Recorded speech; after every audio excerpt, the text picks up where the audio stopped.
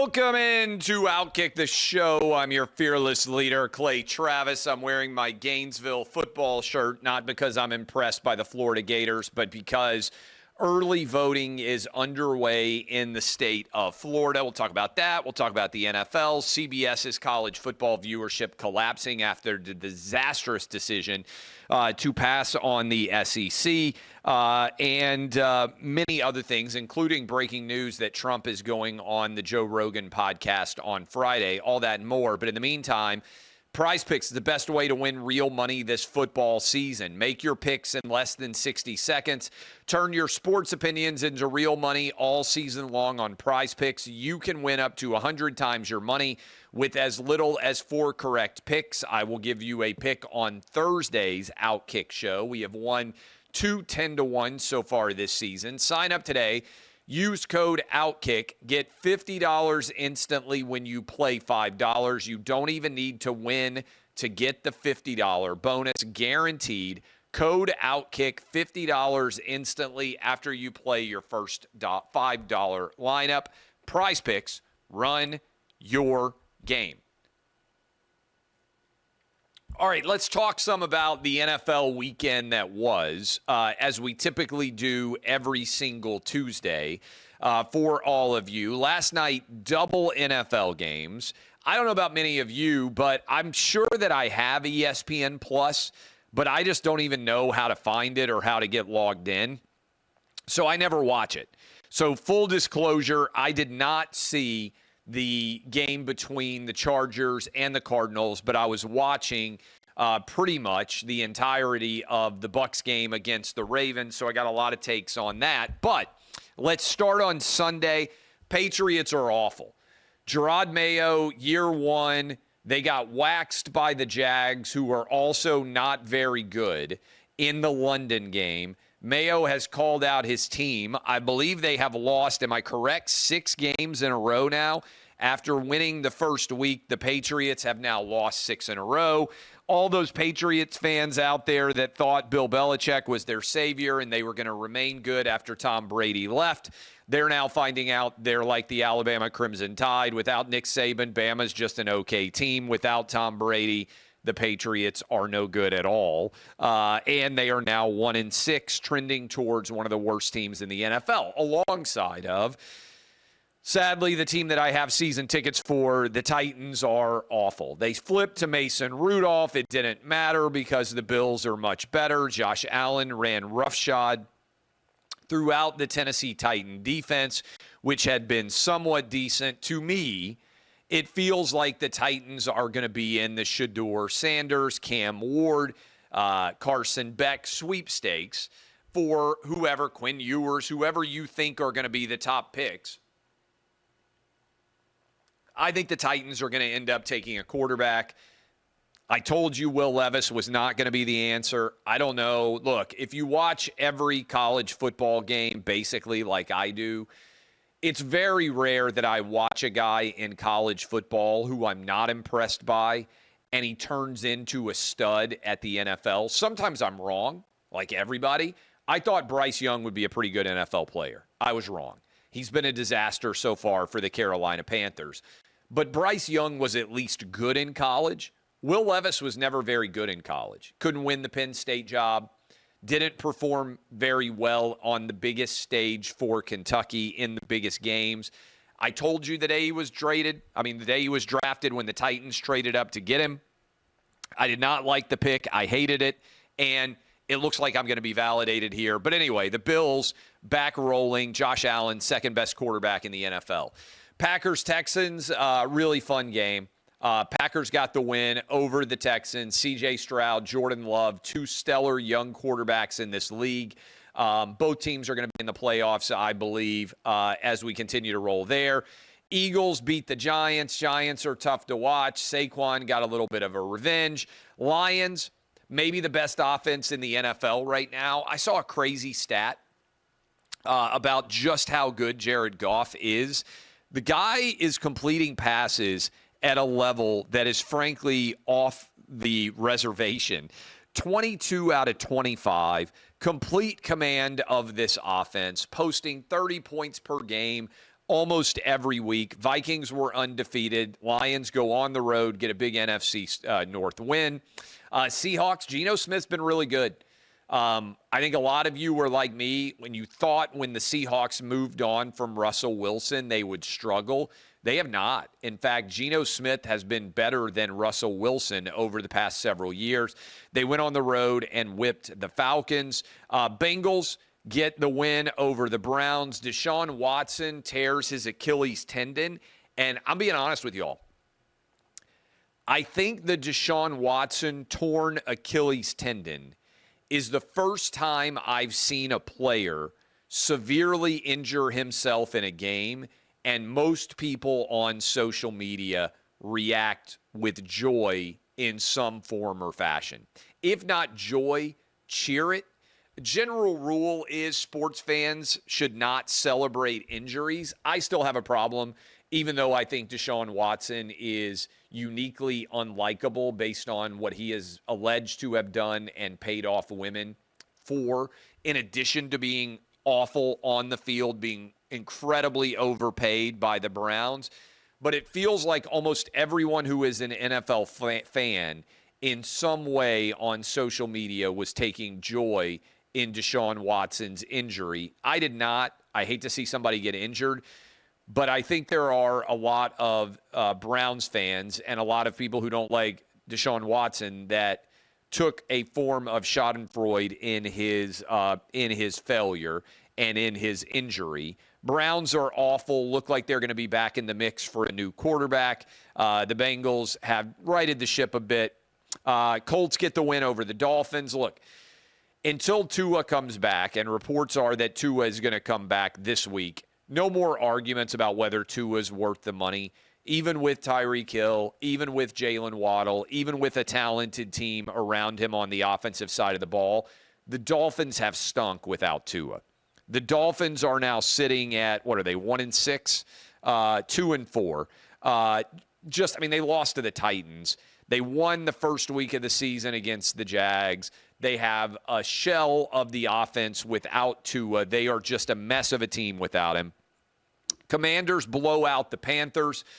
Credit here to Jaden Daniels, went out with an injury. Looks like it's not going to be that significant. He's completely remade the Commanders in the space of basically one season. Looks incredible. I think his top 5 quarterback so far, the way he's played this year, pretty fantastic for him.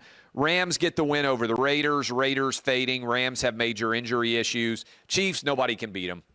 I mean, the Chiefs are – Patrick Mahomes is just so much better of a quarterback than everybody else. They're sitting at 6-0. Maybe all the injuries at wide receiver are going to catch up with the Chiefs at some point.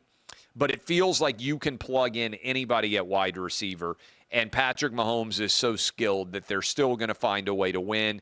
49ers, very talented roster. They've also been eaten up with injuries. Brandon Ayuk now out for the season. Tough break there for them. Steelers blow out the Jets. Aaron Rodgers, he looks old. He's not performing at a very high level. The Jets were supposed to be a contender. They're sitting at 2-5. Steelers start Russell Wilson, mentioned him a little bit earlier. Have a great deal of success. Congratulations to them as we continue to break down everything that's going on there. Ravens get the win over the Bucks, and Derrick Henry has so much left in the tank. Credit Lamar Jackson, 5 touchdown passes. Also the lead blocker for Derrick Henry on one of his big runs. Derrick Henry is leading the NFL in rushing. I want to make sure that I get his numbers right because what he is doing at the age of 30 is flat out incredible. The combo of Lamar Jackson, Derrick Henry only had 15 carries, 169 yards. Derrick Henry now on the season, 873 yards already. He looks like he could post another 2,000-yard season if he stays healthy. I mean, just a freakish workhorse back that is going to be a first-ballot Hall of Famer, the best of his generation, Derrick Henry. The Cardinals get the win. Again, I didn't watch this game. It's one of the only ones I didn't see. I know there was a controversial late call, but it was on ESPN Plus, and I was not watching it. Cardinals get the win over Jim Harbaugh and the Chargers. That is where we are breaking down everything out there. Adam tells me that the Rams are now shopping Cooper Kupp potentially to the contenders out there. So that is where we are kind of going forward, for lack of any better breakdown. CBS. I wanted to mention this because I still think the story of how CBS choked away the SEC is one of the least reported stories in sports media, and it deserves more attention. I've written and talked about this a decent amount at OutKick, but if you haven't heard, when the SEC expanded and added Missouri and Texas A&M, the SEC went to CBS, which at the time had the 3:30 Eastern, 2:30 Central game of the week on CBS. And then SEC Commissioner Mike Slive said, all I'm asking you to do, you're paying around $50 million a year. All I'm asking you to do is increase your payment so that it remains the same per capita for Missouri and for Texas A&M. In other words, the SEC was getting $50 million a year. They expand by 2, whatever the math is there. Hey, can you give us $4 or $5 million more a year, basically? CBS said no, because they said adding 2 new members did not increase the value of their package. To ESPN's credit, they saw immediately the value when Missouri and Texas A&M were added. The SEC went to ESPN, and ESPN said, it's time to do a network. And so they launched the SEC network. They did a 20-year extension. And right now, the best possible sports deal that ESPN has might well be the SEC. So then they get to take away, because CBS screwed up, they get to come in and take away the SEC on CBS and put all those games on ABC. And I knew that it was going to be a big dollar value and a big audience value for them. But the numbers are now coming out, and I want to hit you with this because it's pretty extraordinary when you look at what they have been able to make. They put out, ESPN PR did, a statement.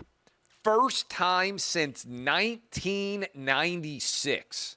So going back nearly 30 years, a single network aired 2 regular season games, reaching 10 million plus viewers on the same day. ABC did it with Georgia, Texas, and Alabama, Tennessee, the doubleheader. And they put out the numbers.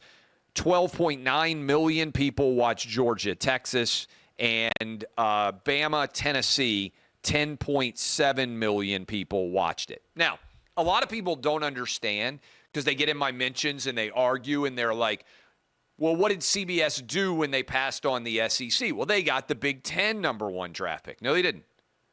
They got typically the 3rd round draft pick of the Big Ten, CBS did, and they paid triple what they were paying for the 1st round SEC draft pick. And how bad has that viewership been? I flagged this because it kind of gives you a sense. Today, that is Saturday, Georgia, Texas ended up with 13.2 million viewers. The CBS game of Michigan, Illinois, in that 3:30 Eastern, 2:30 Central time slot, got 3 million viewers. Wow. And so far, the only game that CBS has gotten, not one of those games has ranked in the top 10. The highest ranked CBS game, 12th, USC at Michigan, got 6.3 million viewers. And the SEC numbers on ABC are through the roof. So credit to ESPN for recognizing the phenomenal value of the CBS game on SEC, the SEC on CBS game, and doing whatever it took to get it. Meanwhile, disaster with the replacement that they're paying triple for.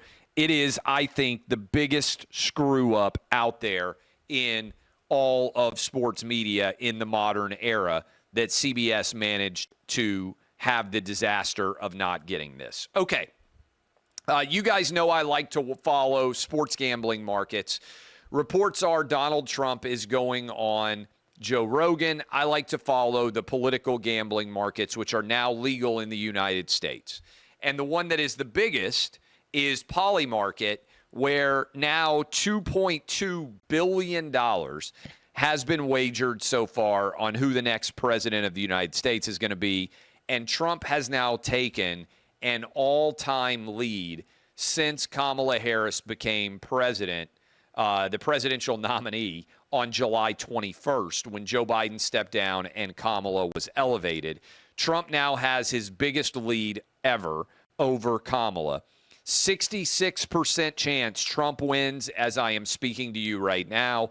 34% chance Kamala Harris wins. And for people out there who are saying, well, so if you believe in Kamala Harris, put your money where your mouth is, you can more than double your money by simply going on and placing your bets on Kamala Harris. And the problem for her is the swing state math is becoming very, very difficult. I shared the absentee ballot request from Pennsylvania. They are going to be down for Democrats massively. Now, maybe Democrats are going to show up on Election Day with their IDs in their hand and vote in person instead of by mail and by absentee, but the gambling markets are not believing it. Trump is now a 63% favorite to win the Pennsylvania race, running through the battleground states. Trump a 60 to 40 favorite, 60% to 40% to win Michigan. Trump now 71% chance that he wins North Carolina. Nevada, 63% chance that Trump wins. Georgia, 72% chance. Today, the Atlanta Journal-Constitution, 2 weeks from Election Day, released their final poll. They have Trump up 4, and Kamala is only getting 28% of the mail vote. Georgia male voters, only 28% supporting Kamala.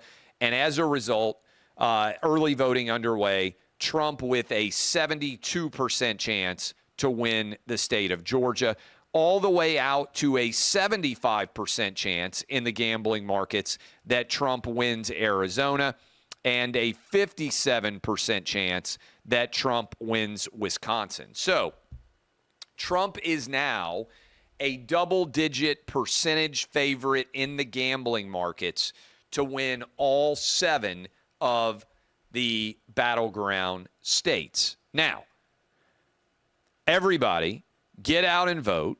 Don't listen to me. Don't pay attention to my thoughts. You control your own vote. I went and voted on Friday.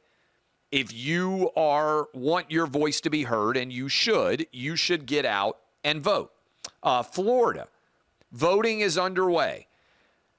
Just shortly ago, Florida posted the latest numbers, and Republicans are getting 54% of the early vote, Democrats just 28%, and the in-person voting early skyrocketing in Donald Trump's favor. If this keeps up, Trump is going to comfortably win the state of Florida, such that some people tried to say, oh, you know what, it's going to be a toss-up. Who's going to win Florida? Maybe Florida's really in play for Kamala. No, not so much at all. In Florida right now, let me tell you that Republicans are now a 94% favorite to win the state of Florida as the early voting data is rolling in. Early voting data in North Carolina favorable for Republicans, in Nevada favorable for Republicans. Get your votes in, but there is a great deal of momentum and positivity out there. Let me tell you this, 2 weeks from today, the plan is that we will do some OutKick programming on election night. Tommy Lahren and I will also be on Fox Nation with Pete Hegseth. We are going to be here in Nashville doing live shows on election night. Should be a lot of fun. I'll give you more details as that continues to move closer and closer. In the meantime, go get signed up for Prize Picks. Use my name, the code OutKick, and you get $50 when you place your first $5 picks. That is code OutKick at prizepicks.com. I love all of you. Be back tomorrow. DBAP unless you need to SBAP. This has been OutKick, the show.